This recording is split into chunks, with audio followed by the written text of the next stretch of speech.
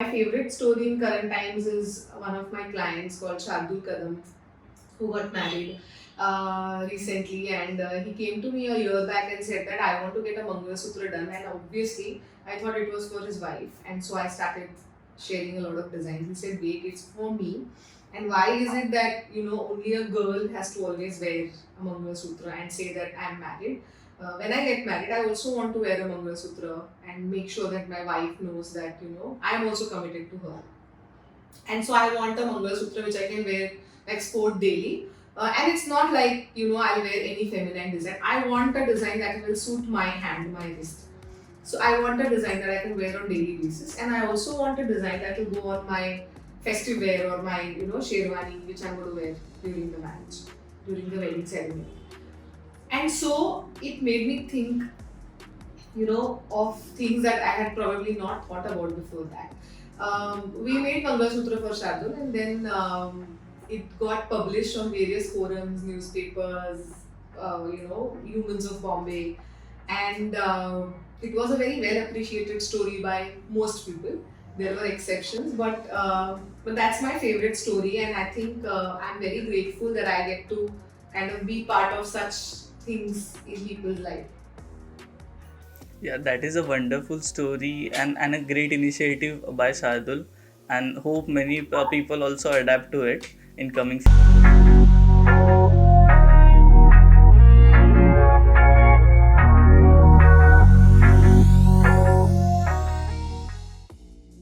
future.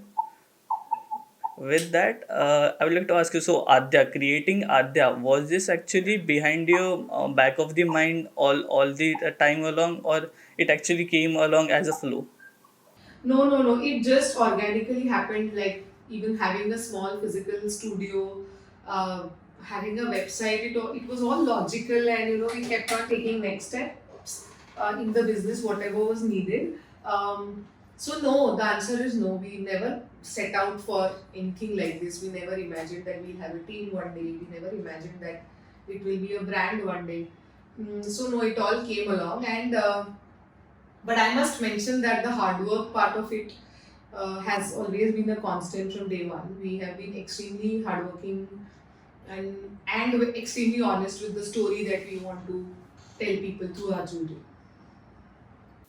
As you just mentioned, there are hard work. So there might be a point of rock bottom which you must have also have in your complete journey with Adya. So could you share any memories about that? So how did you actually overcome that, and any tips for that?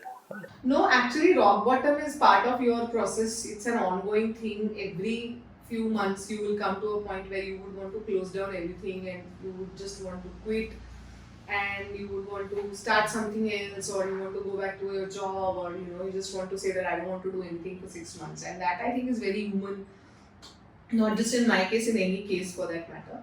So there is no single memory of any failure or any phase where I wanted to quit. It happens every now and then. And last year and a half, it has been happening a lot of times because of COVID.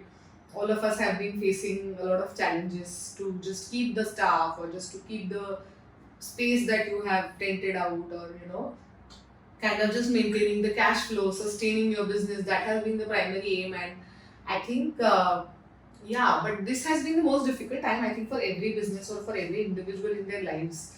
Nobody has imagined this lockdown or this, completely shutting your life. So I think last year and a half has been extremely difficult, extremely cruel on a lot of businesses. Um, but again, in that time, we have tried to rediscover ourselves as a brand. We have tried to consciously talk about it. We have not tried to kind of run away from the situation, and we have requested people that brands like us need your orders, because if you do not give us orders, how will we open up the store again? How will we, and uh, again, clients have been the most crucial and the most beautiful part of this journey, because if they didn't place orders for last year and a half, we wouldn't be here talking to each other today about our. Yeah, absolutely. Client do play a major part in the complete journey as an entrepreneur. So, as you actually talked about COVID 19, many of the businesses actually shut down because of COVID-19, and absolutely, jewelry industries should have also been affected by it. But as we are living in India, India is actually more of a like in every household there will be many jewelry present. People do like to keep a buy it on various occasions. So how much percent has the COVID-19 affected this industry, and what is the future of this industry if you look? So actually, first thing I would like to tell you is it's not no more COVID-19. It's 20 now. It's 21. So we are in 21 now, and it's still COVID. So that's one thing. But the thing is that like every industry, jewelry industry has been also affected, um, and the challenges are increasing day by day. But as you correctly mentioned, jewelry has a very special place in Indian families. So. And also now it's also kind of with brands like us, the stories that we try to put forward, I think it's also becoming a statement or a way to feel extremely confident about yourself. Maybe just a small piece of nose pin or just an earring that resonates with your feelings or your motto, I think is also a huge part of one full generation. So I think the future is very bright. I think we can only go up from here because we have seen the worst now. Absolutely. For Indians, jewelry is actually like an saving for them. They invest in jewelry as normally Westerns may invest in stock or any other marketplace. With that, so when we are talking about Indian mythology, so that has it affected your style of jewelry, and what all traditional ways have you actually used, like Puneri or Maharashtrian? Has it affected your jewelry style? I won't say it has affected. I will say that it has inspired me to create jewelry always.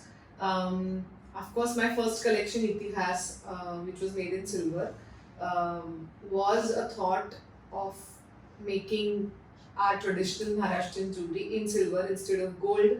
For a lot of people like me who won't prefer wearing gold in that, in those jewelry formats.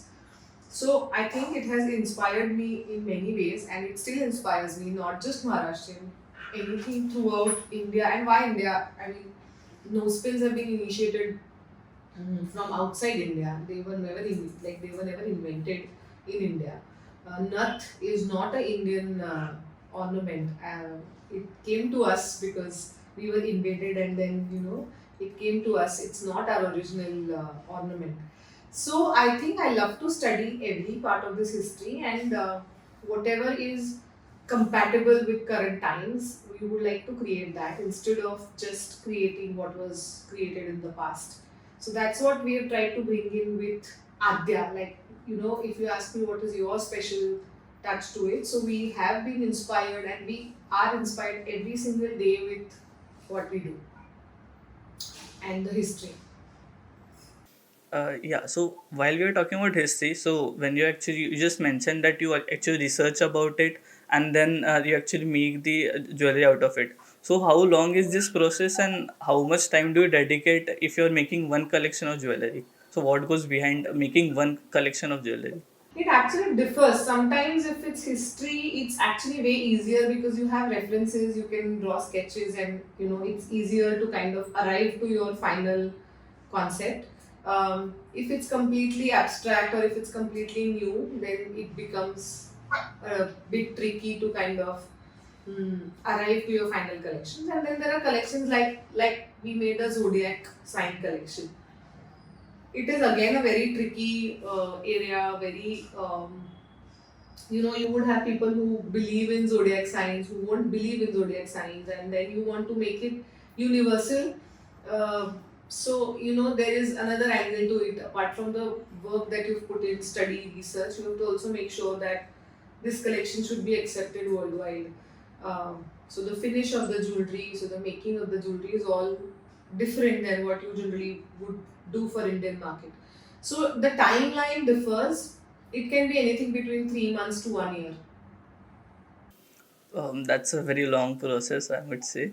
And with that, I would like to ask you. So you just started in Pune. You just started your new store in Pune in January 2021. So congrats for that, first of all. So how has this experience been handling it and starting in Pune? So was there any connection with Pune which actually made you go from Mumbai to Pune and setting up your store in Pune?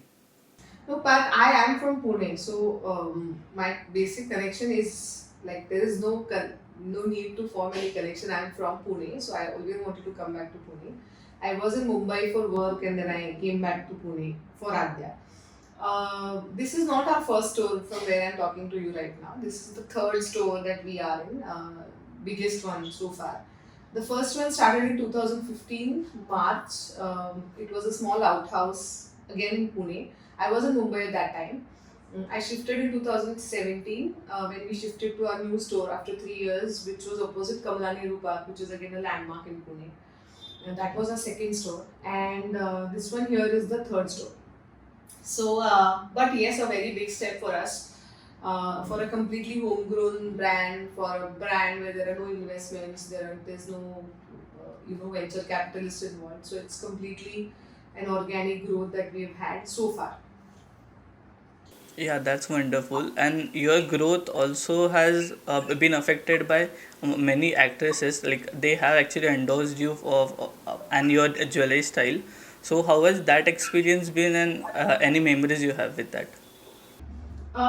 Because I come from a Marathi theatre background, a lot of people who endorse our jewelry, Marathi actors, are my friends. So I won't really brag about it because most of it is my friendship with them. That they want to support their friend, and of course Adya. And they have been with me in this journey for a long time now. To take a few names, Parna, Spruha, Mithila, Girija. These are people who have been with me from day one, and now Sakhi also. So these are people who are my friends, and they really endorse Adya because they feel that it's their own brand, and I think that's a wonderful feeling. But apart from that, whatever other celebrities have endorsed Adya, even from Bollywood, it's all organic. It's all come because of our social media, and I'm very grateful for that. The latest movie that has our jewelry is Mimi, which is released on OTT platforms, and a few of our pieces have been adorned by Kriti in the movie. So we are very thankful to the stylists and costume stylists who kind of approach us for the jewelry, and we love customizing jewelry for them. That's wonderful, and you have a wide collection which any person can actually relate to. Like they might not relate to one collection, but they have some other collection which they would like to look and also buy. So with that, I would like to ask you. So when a client comes to you, what should that client have something in the mind before coming to you to buy a jewelry or get it handmade, or how does this process goes interacting with client? I think clients should come to us with no preconceived notions. We are happy to help them with the story of the jewelry, the purity of the jewelry, whatever questions they have. We are happy to answer these questions. So I don't think they need to study anything before they come to us. Um, yeah, I think they have to come with clean slate and buy jewelry from us. That's wonderful. So yeah, that will be actually easier for any person to approach you and get their jewelry done. With that, I would like to ask you. So, do you have any future plans for yourself? You actually are starting a new subpart, I might say, Adyam, which is actually in fabric. So, what are your future plans? So I have been doing fabrics on and off in Adya, and I really wish to dedicate some time to fabrics and kind of take it to next level. I'm just praying that I get some time off my usual plans of making jewelry and then dedicate some time to clothing. Let's hope that happens this year sometime. I hope you achieve whatever you wish for. With Yeah, with that, I would like to ask the last question for today, which is do you want to give any advice for the young entrepreneur who are actually willing to get into this industry? Uh, No, advice is a very big word because every person will have their own story and they will have their own challenges and they will have their own ideas to execute. But the only thing that I always tell everyone is, which a vendor of mine told me probably when I started with Adya in 2013, and he said in Hindi, and he said that any आप जो भी धंधा start करते हो या जो भी आपको कभी बेबी होता है तो first 3 years are very important. Whatever you put in first 3 years kind of decides its health, the way it grows, the way it performs. So, and I have experienced this in Adya that there will be probably twice a day or thrice a day you will feel in first 3 years like quitting your business, but don't do it. Hang in there and keep working hard. Get up every morning and just say that I'm going to make this work. And after 3 years, you will actually feel that confidence in running it for another 3 and then for another 3. So I think that's something that I would like to share my experience with everyone. That please don't quit. And that's also something that is a positive in my probably entrepreneurial journey, that I don't quit whatever happens. So that's something that I would like to share with people who feel like quitting a lot. Yeah, absolutely. The first few years of any entrepreneurship is actually important and critical, because it sets the tangent for their future. And thank you so much for a great advice. I hope people don't quit. Yeah, and thank you so much for coming on our show. It was lovely having you here. Thank you so much. Congrats to all of you who made it till the end. I really hope you liked our show. If you did, please leave us a review on YouTube comment box. And by the way, if you had any question which came up because of the content we covered with our guest, go on YouTube, go on Instagram, and you can leave us a comment. We will surely get back to you and help you as much as possible. Arttown.store, that's the website name, and our Instagram ID too. Find us and talk to us. We are waiting to converse with you.